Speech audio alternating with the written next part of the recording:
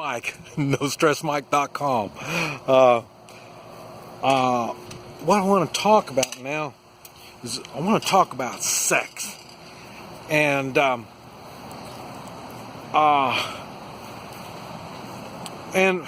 let's see.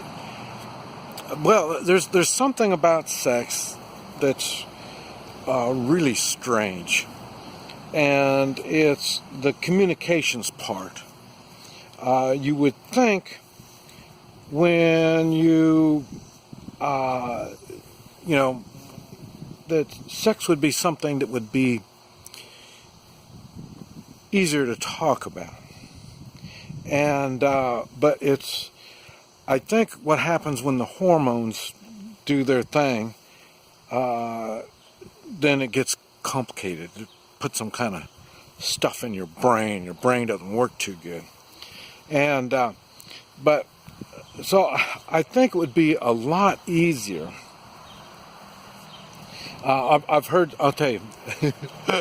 One of the things when I was married and we first got married and we were trying to figure out how this sex thing works. It was the timing seemed to have been a problem. And so we had we tried to come up with all kinds of weird things to try to figure this stuff out. And I'll tell you, it would have been a lot easier. When you find a mate, it'd be a lot easier if we say the Mississippi River. Okay, that's the dividing line. So the Mississippi River, the ones that enjoy sex less will be on the east side of the Mississippi River.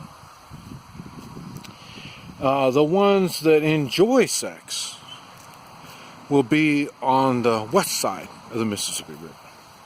And it'd be a whole lot easier if this is the way things were. And then what you would do, let's say you're a big on abstinence, none, no sex at all.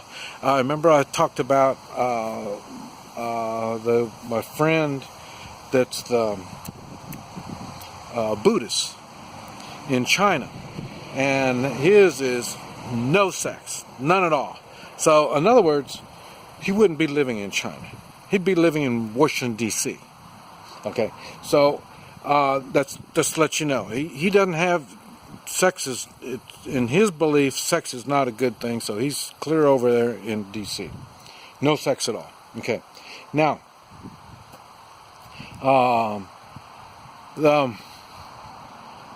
the ones, and I know some sex addicts, and the sex addicts would be living in San Francisco. Okay, so it'd be a whole lot easier. If you wanted a mate that didn't want sex, you would go to Washington, and that's where they all don't like sex. If you're a sex addict and you just can't get enough of it, you go to San Francisco. Okay, and then this way it would be a whole lot easier to figure out, what goes on. Now, like I say, me personally, I run between maybe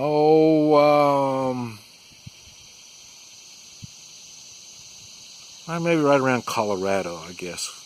That'd be where I would be. Now, and it'd be a lot easier if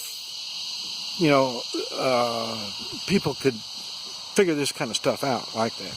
Now, I never thought about this before, but my wife and I, we tried this thing about, okay, if you want sex, you put something on the table. You might have a doll, and this doll is sitting up. And then if you don't want sex, well, then you put it down.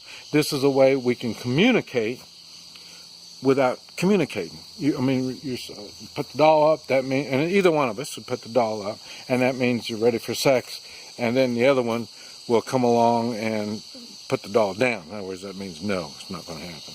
So we tried that. That didn't work well.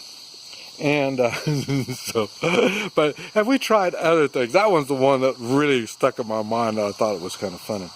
And so it ended up, so the timing thing was kind of complicated.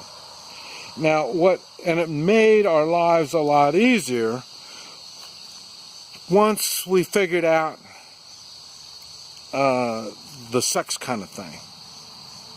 Now, it's odd now because I don't, like I say, I'm not a sex addict. It's not, let's see, when I look for a relationship, I really can't say sex is high on the list.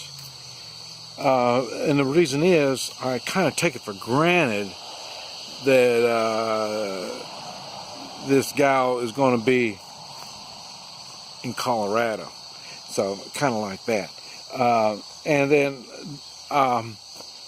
that might be a way I might have to, when I get really serious with a gal, I might have to tell her the story about the Mississippi making the dividing. I might have to tell them that. The only difference is a lot of the gals that I'm messing around with are normally, they don't know where the Mississippi is. So, I mean, like I say, I go out of the country a lot.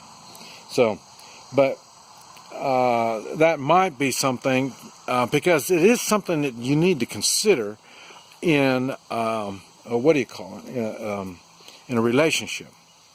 And so it would make things a lot easier if you knew where someone stood before you got into it. Because, man, sex is a big thing in a relationship. And I think it's a big thing, everything about sex. And, I mean, how often, how you do it, where you do it, you know, I mean, just all this kind of stuff is really... so how we can complicate something so pleasurable as sex, I don't understand.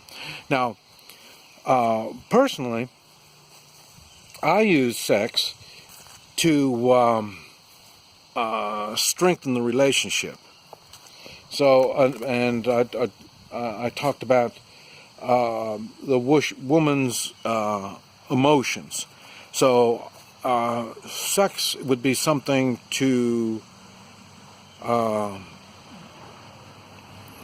if done right, would calm her emotions. On a man, if done time-wise, would take care of his hormones. Because, man, I think, I'm not sure, I can't talk for all men, but I think it's kind of the hormones kicking on and kicking off. So timing is a big thing for men, and women, it's the sex act itself is how they're satisfied. So, but hey, I'm no expert on this. So, but I'm just kind of shedding light. So maybe that might make you think and figure out what's going on in your relationship. It's more than just an animal act. Like say, when we talk about the cattle here, they go in heat. Dogs, a lot of animals, they go into heat, and that's when they're ready for sex. So but it's different with us. So us as mankind. So we need to put some thought into it and make it an art. And it is, sex could be an art if done properly. Everyone involved will benefit.